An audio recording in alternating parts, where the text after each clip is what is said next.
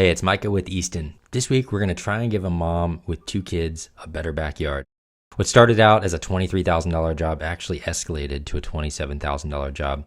With only a 48-inch wide access, it kept us from keeping the schedule, and the turf actually wasn't soft enough for her kids. This yard slopes straight down into the woods, and in order to give it any flat areas, it had some pretty big wooden retention walls built. And then once those walls were put in place, they were backfilled with what we assume was some soil. And then there was regular paver base laid on top of this. And then there were pavers laid out to the tune of roughly about 2,000 square feet of pavers in this backyard. There is no other flat surface in this backyard other than these 2,000 square feet of pavers, which leads us to our mom, who has a problem. She has 2 kids, young, that are tripping and falling and trying to play on these pavers. And it's just a hard surface. It doesn't really flow or work for the lifestyle that she wants to have. They love their home. They feel like they're in a treehouse every day. They love the experience of living in the woods, but they need a yard.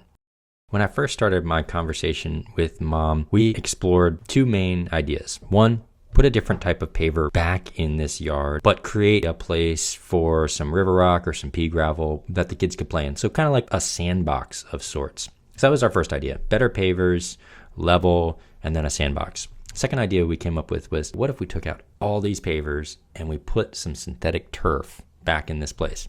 Okay, I know all the nature lovers just despise how much we use turf, but there are proper applications for turf. I had not done something like this, and so when mom proposed that we put some turf in a place like this, it was a different concept for me. So we started to talk about the construction of these tall walls that are on the back. We noticed that the pavers are starting to heave and move. We needed to ensure our turf didn't move as well. I'm still a little unsure that turf is the right solution for this backyard. Let's explore it. So my first thought was, we need to get rid of some of the material that started to settle on the surface, because these walls were built maybe 20 years ago. There's some base material underneath of these pavers that obviously has shifted and moved. So we need to get all that out of here. We need to use the machine to dig it, load it in the trailer, and haul it off. After that's done, we can assess what is going on in the subgrade. What we decided to do was a layer of fabric, number 8s, which are kind of like a chip gravel. It's maybe about the size of a tip of a pinky, with a piece of drain tile, which is a 4-inch piece of corrugated pipe, which is essentially like that black pipe that you see in drainage frequently,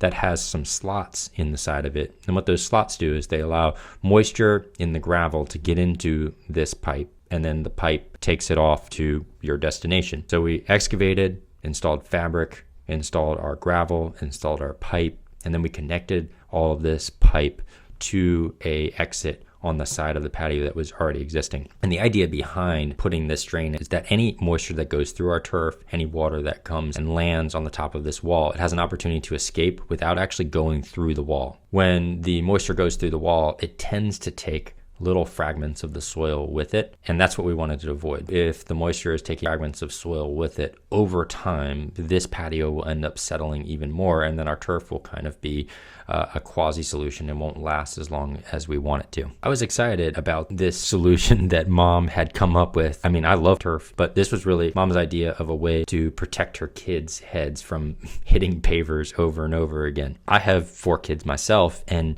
when I see them running really fast, my immediate thought is, great, they're going to trip, they're going to fall, they're going to cry, and now I've got a situation that I have to deal with. But when they're on a lawn, it's not as much of a concern for me, because I know that when they fall and when they land, it's just going to be a bounce back up, no skinned knees, no blood everywhere, no situations that we have to de-escalate at that point. Turf has a very synthetic feeling underneath of your feet. When you're walking on it, you can tell that it's not real. After we had installed the turf, mom walked on it and she did not like the feeling. So after everything was pretty much installed, what we decided to do is put down what is called Gator base. Now, Gator base is a material that was made for installing pavers without putting base down underneath of them. But what it's constructed of is really cool. It's styrofoam, and they're made in these square locking together pieces of styrofoam. It gave us that little bit of padding that we needed to go underneath this turf. When, little 2-year-old Susie falls off of a playset, hits their head on the turf, there's now about an inch of styrofoam that also acts as a brace or a buffer and kind of takes some of that impact.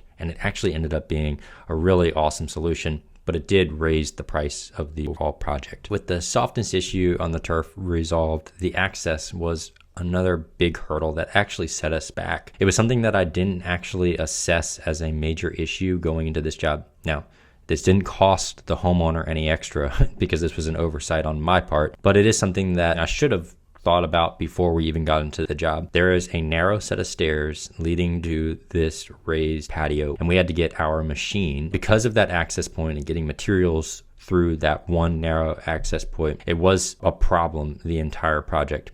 In the future, I'll know that this is going to be an issue, getting the gravel in and out. It just wasn't something that had crossed my mind before we started the job.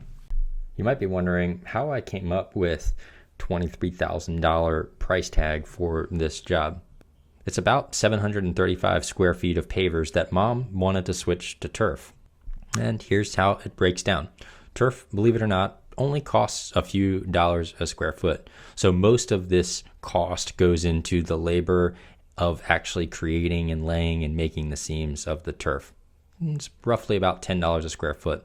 The remaining amount of this money goes towards the gravel, the drain pipe, and the fabric that we needed to put under and in and throughout this space.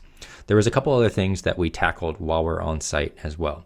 About $2,300 of this goes towards relaying some of the pavers on the lower section of this raised patio. And then about $1,800 of it went to putting river rock and laying out fabric around the perimeter outside of the fence. So you can kind of see where we put that river rock. Now you're probably saying, I understand the $23,000, but what made it jump to the $27,000?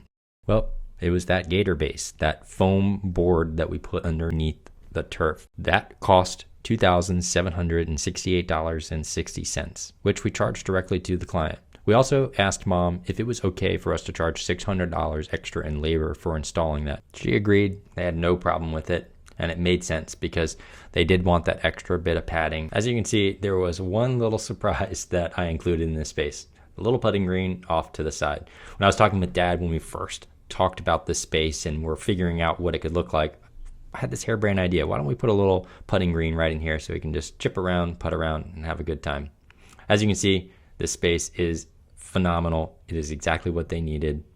Get outside, my friends.